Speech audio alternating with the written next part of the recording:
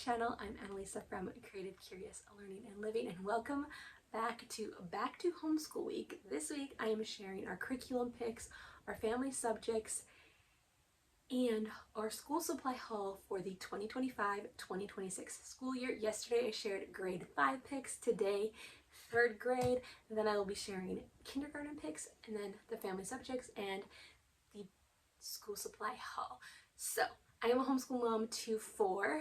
Like I said, I have a 5th grader, a 3rd grader, a kindergartner this year, and then I have a 2.5-year-old who is just learning through play and hanging out with us. So let's dive right in to the curriculum picks. So I forgot to share these in my school supply haul video. Filmed that before I sat down to film the grade picks videos, so I thought I'd just go ahead and share them in here. My oldest, my 3rd grader, picked the red. We love the School Nest notebooks. We use them for all of the subjects and then use them as like a keepsake notebook at the end. Then I have our science. I will be using this Adventures on Planet Earth, a level 3 from Master Books, for him for science as his main curriculum. I might add some extra unit studies in here and there, but this is what we are going with for the most part.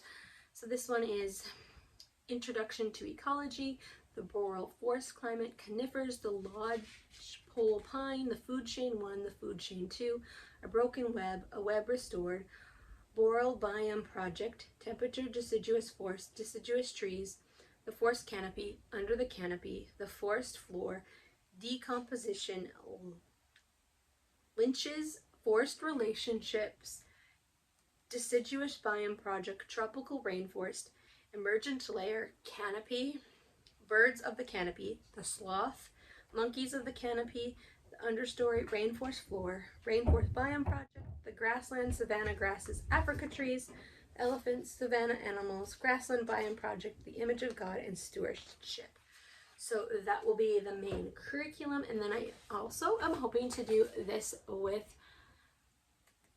him as well, and pick up some more science chunks. I really loved this one. I did this one last year with my son when he was in grade 4, so I'm doing things a little bit ahead of the game with my 3rd grader, but matter is one of those science topics that kind of overlaps and you can always build on and gain more understanding. But I loved this. It's super cheap and super good.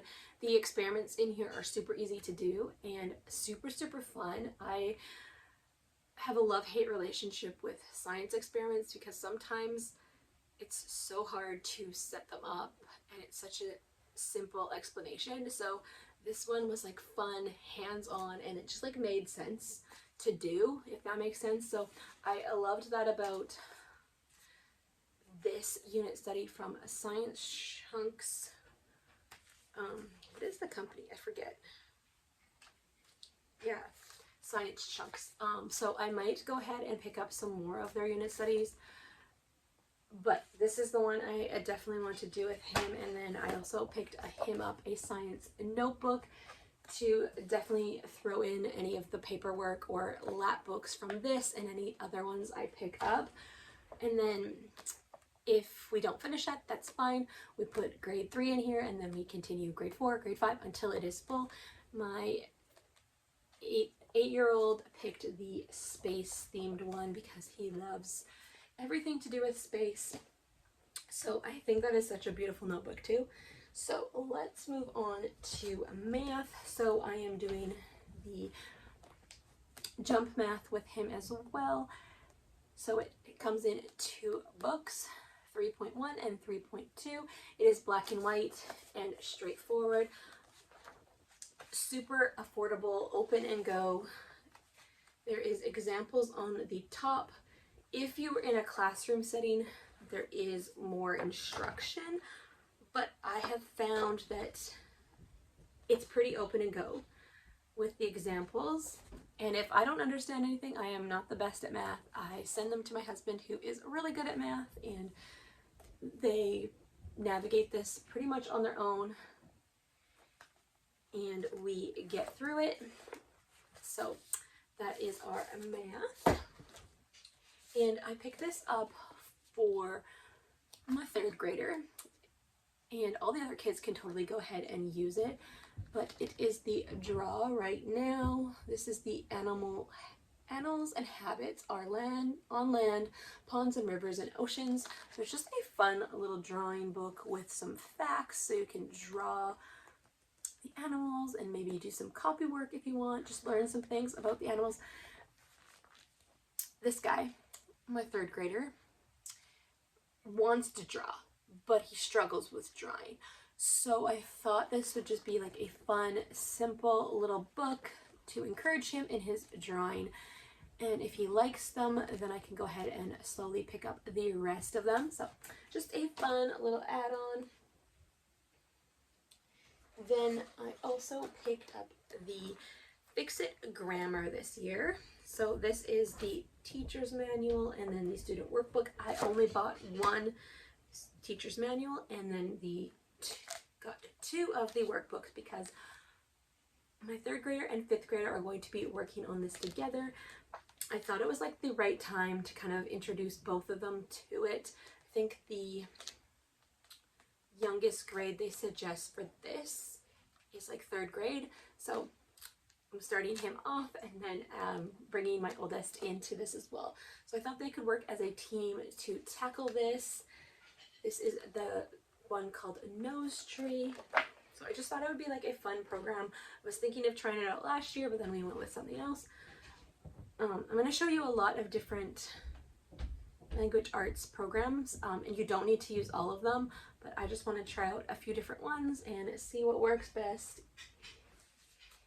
and just give them all of the different elements. There's so many different things within language arts. There's the reading component, there's the spelling component, there's the grammar component, and just the writing component. So some curriculums give you all of that and some don't. So I'm trying to find out what's best, or sometimes you are going to have several different language arts programs. All right, so then I have the handwriting. My oldest 5th grader will also be doing this. They finished level 2 about a year ago, and then I was taking a break from that to introduce the component of cursive. They were really good at their handwriting. They didn't necessarily need a ton of more practice, so we took a break, and now we're going to introduce the cursive, and this will be a great introduction, and they can find their style. There's so many different ways of doing cursive, so this will give them a good introduction, and then they can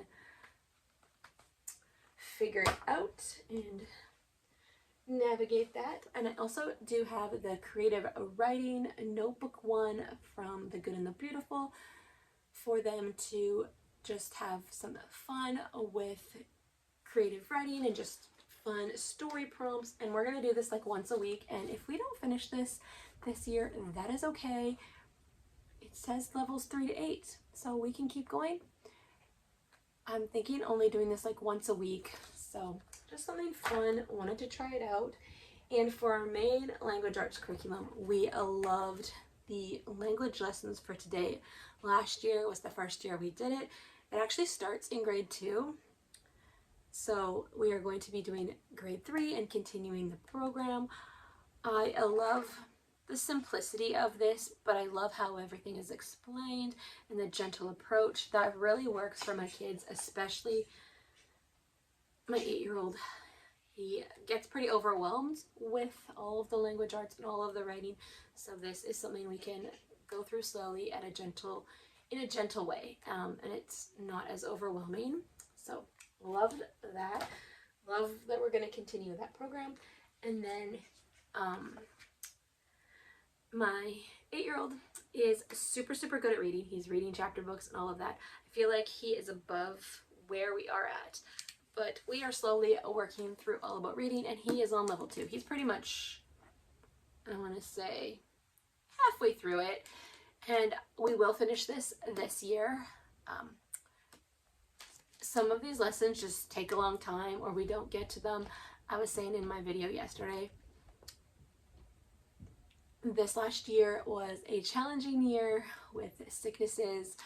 Lots of different sicknesses cycled through our family, and then we had a toddler and a baby, and it was a lot. So they were educated. They learned so much. If they were not doing reading lessons, they were reading. They were devouring graphic novels and chapter books and picture books, and there's not anything like that they can't read. Like, very little that I've noticed they can't read unless it's like super complicated, but they're reading. And so we are slowly getting through level 2 and learning the concepts. I don't want to miss anything.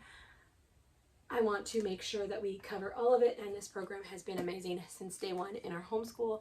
We have homeschooled since the beginning with my oldest in kindergarten, and I can't say enough good things about reading. So yeah, and this is the student workbook. And then once we finish level 2, which I'm pretty sure we will start level 3 of All About Reading. So we have that ready. And I don't think we'll get through level 3 this year, but who knows? Like I said, he's a really good reader, so he might just fly through it if we have the time to focus on it. Sometimes it gets busy with the other language arts programs and the other curriculums. I also want to go ahead and mention that I will be sharing social studies and Bible in my family subjects. I didn't mention that yesterday with my grade 5 picks, but yeah, Bible and social studies we do as a family because it's just easier. And it all kind of overlaps anyways, so we do that as a family. So stay tuned for family subjects for Bible and social studies. All right, so that is my grade 3 curriculum picks for 2025-2026.